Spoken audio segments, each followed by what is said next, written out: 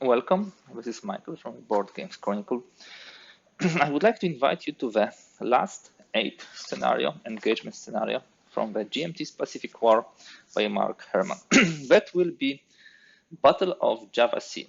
We already played other scenarios in the series. You can find the links below. Today we are concluding those engagement scenarios.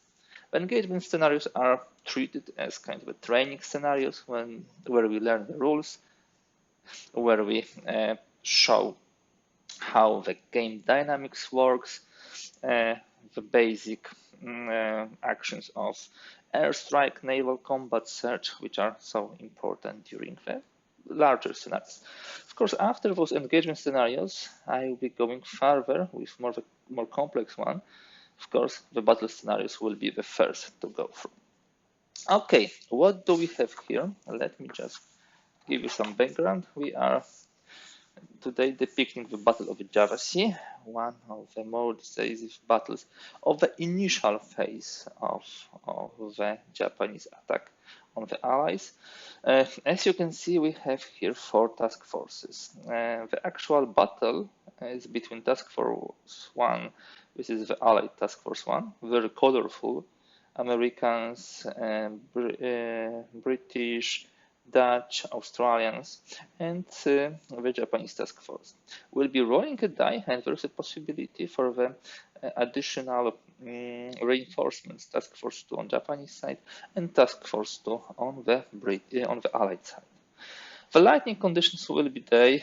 The Japanese will have advantage. We'll have simply 3 turns of the naval combat, so we'll be moving through this. Nobody has surprise. We just do 3 consecutive naval combat turns. So yeah, we can even put it here. And there is, of course, possibility to roll this die at the beginning of the game and see who is actually getting the reinforcements. Victory conditions. The player who scores the most hits on opposing ships is the winner. So we need to remember that some of the ships will be already starting with some hits. Yeah, so we need to take this into consideration. Okay, so how do we start? First of all, there is some errata which you need to be aware.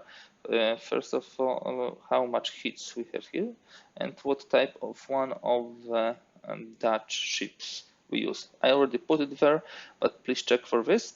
The water is open, that's very important, and there is no surprise. If the water is open, you check it here, water open. We are during the day, so we start at the long range. So we have here the long range.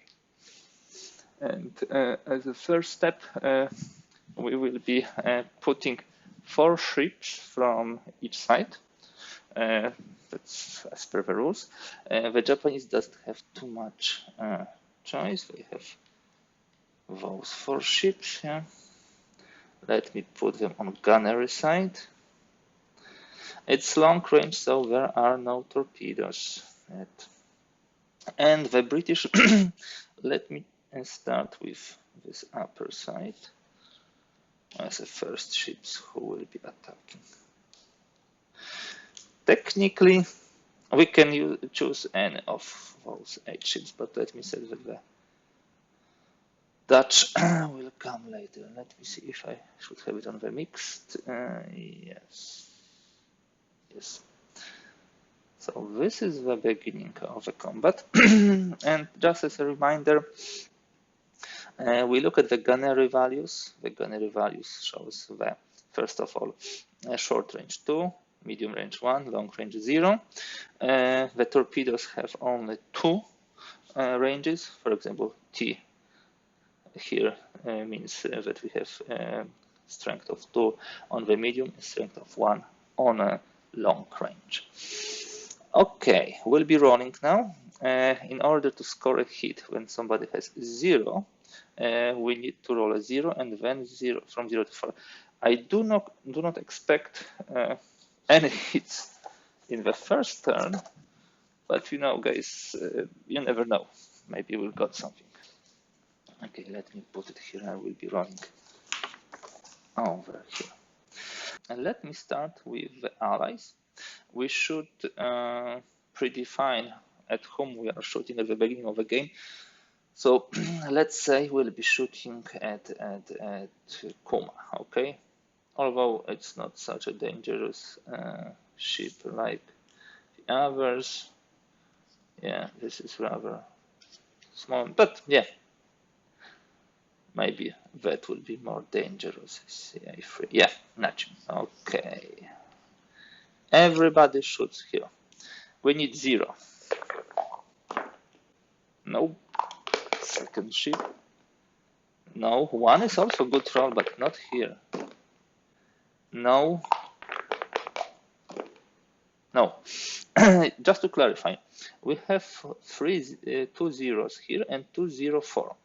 If we roll a 0, it's a hit, because that means the strength 0. 0 with 4 means strength less than 0. Then we need to roll a 0 and do the second roll. On the second roll between 0 and 4, we score a hit. In my previous scenario, 7, we were pretty lucky with anti-air flak combat in Darwin mission when we managed to actually hit twice with such a strength. Now Japanese, they roll on 1 0 0 1 0 0 0, but these zeros are of course below the 0, so we need to second roll. Let's see. Nothing. 0. Okay, so they actually scored 0, and we need to roll second roll. Now I didn't say versus whom. Let's assume we just shoot from the top, so from this chip. Oh, you see, we got 4. So now there is a 1 hit here. Okay, I told you that we need to differentiate which hits were before the combat and which were after the combat. And we should do it that way. Of course, again, I forget, and sorry for this. When I was rolling with the allies, all their strength was reduced by this. They already have strength here, for example, below 0, but in the case of this ship, if we roll 0, it would be treated as 0 4, and we would need to roll once again on 0 4. Yeah, I constantly forget to modify those characteristics by the number of hits inflicted. That's naval combat turn 1. Now naval combat turn 2. First of all, both sides should bid for the range. Only allies can bid withdrawal. I think allies would like to close on the enemy. Why? Because they would have overwhelming firepower here. And let me also put short on Japanese. Why? Because they have a very good torpedoes. So we go now to range determination. The previous range was long. Now both sides bid short, so we go at short. And we now put those ships here. Okay, it looks like a lot of shooting in front of us.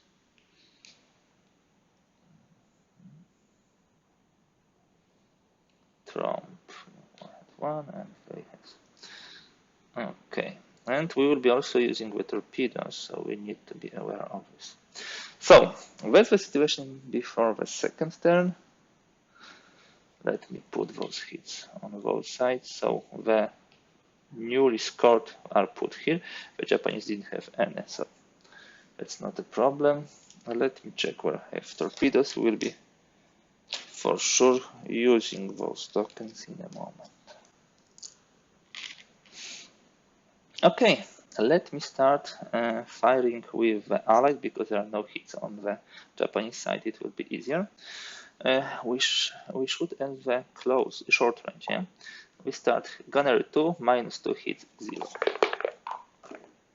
Nothing. Gunnery 2, -2, so we shoot at 0, and we try to take down this biggest ship. Yeah. Nothing. Gunnery 2.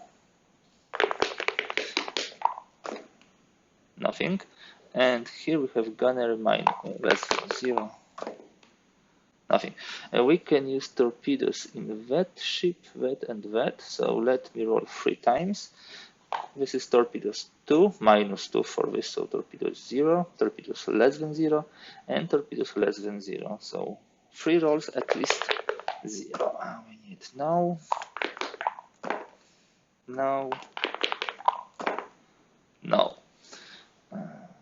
Slightly move it here because we need space for the torpedo markers to show that they are out of torpedoes. Yeah. 0, 0 torpedoes. The Allies have 1 torpedo, the Japanese have 2 torpedoes.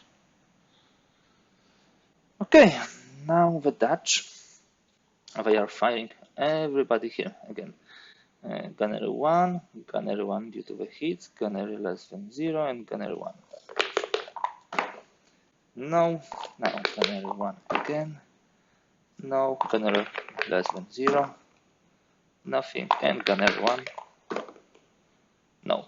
Let's look at the torpedoes. Torpedoes on 0, torpedoes less than 0, torpedoes on 1. Torpedoes on 0, no. Torpedoes less than 0, no. And torpedoes less than 0, no. Very poor rolling here. Yeah, really, really poor rolling. But that's what happens sometimes, yeah, on the battlefield. Let's just put it that way, looks better. No torpedo, no torpedo, and no torpedo. So let's see if the Japanese can do a better job. What would be their target? How much hits we have here? 3 at Houston. Maximum is 3 at Houston. Here we have 6, yeah, because these are the large ones. Okay, let me start with that ship, the gunnery and torpedoes versus Exeter. That guys will target, for example, that first ship. Yeah, it has only 2 capacity. So we need to show before we start to fire where we attack. So those guys here, those guys here, yeah. Those guys will attack Perth. It's small ship. So maybe something larger, because you see they have a very good torpedoes, so we want a juicy target. A juicy target is most probably those destroyers, at least. Yeah, that's a good target for those guys, and it has at least 3 hits. Yeah, okay. So those 2 guys attack those destroyers. That guy attacks Exeter, and that guy will attack here. Let's start. Wrong guy. We roll on 5. Gunnery is short. 9, nothing. And now on torpedoes, up to 2. Yeah, the torpedo hits. So he actually also uses the torpedo. Let's remember that he has 1 now. So he managed to hit Exeter with torpedo. We have strength of torpedoes too. Let me check where we have torpedo. Torpedo combat. Yes, it will be here. So we have strength 2. We rolled 1. We cross check it here. And we have 1 hit.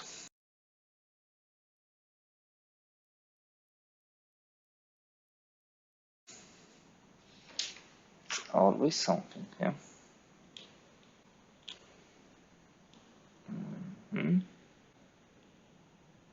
Now we fire from here to here, and gunnery 1, and then torpedo 2. Gunnery 1, nothing. Torpedo 2, nothing. And we have also used the torpedo. Now those destroyers against those destroyers. Those here first. Gunnery 2. but I didn't expect to hit here, but the torpedoes, 7. Beautiful, 3. We have 7 and 1, 2, 3, and we go with this column. These are 3 hits.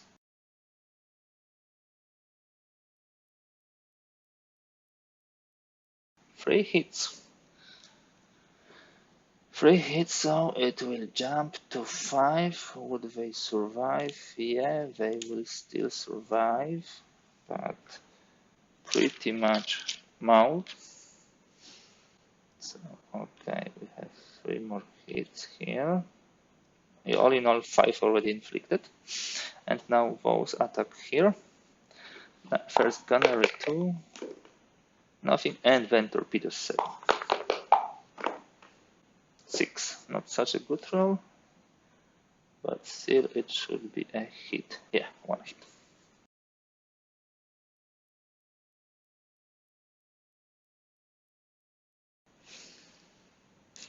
In such situation, I would say that in the third naval combat turn, the allies will do the short range, long range. They would like to escape. Withdrawal doesn't make sense because they would not be able to fire, and they will do the short range. What does it mean? We're at the short, and we have a bit long, short. So that means that we stay at short range. To reduce. Okay, yeah, I will not be changing anything. I wanted to remove it, but thematically it looks really nice, but one thing was missing. So we again start to fire. All of those ships and all of those ships versus this target. Gunnery 0. Gunnery less than 0. Sorry, once again. Gunnery 1. Gunnery less than 0 for this ship. No luck. Simply no luck. Now we have gunnery 1, 1, less than 0, and 1. No,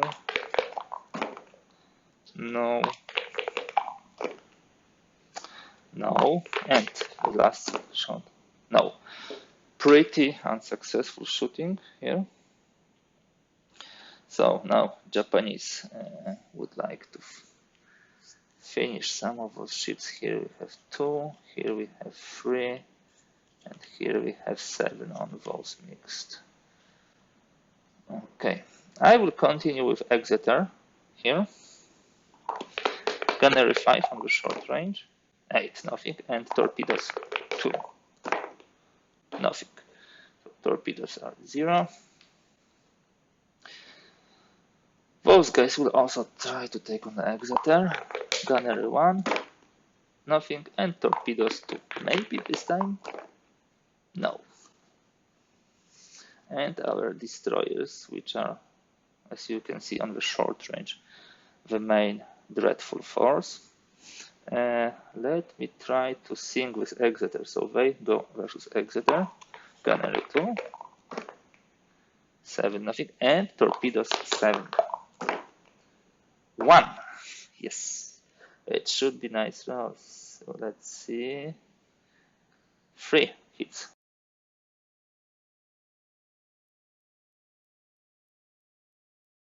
On torpedoes, and that would mean that the Exeter, yeah, a slight overkill, but is sunk.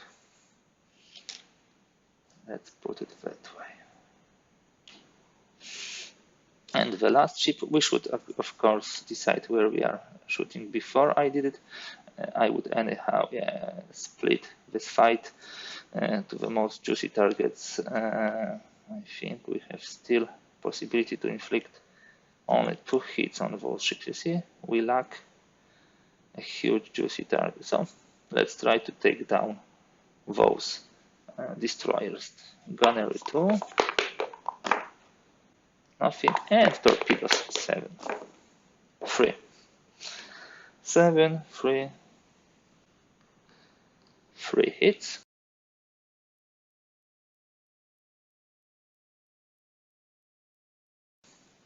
So I think we are also 6, yeah, another 2 hits. They are also out of the play.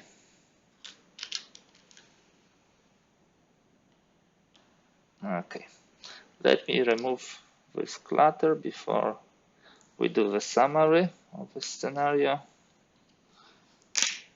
Yeah.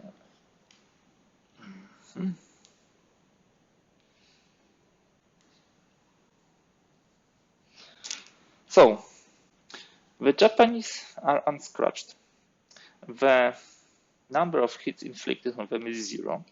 They themselves managed to inflict like 10 hits, sinking two groups of ships, yeah, Exeter and these destroyers.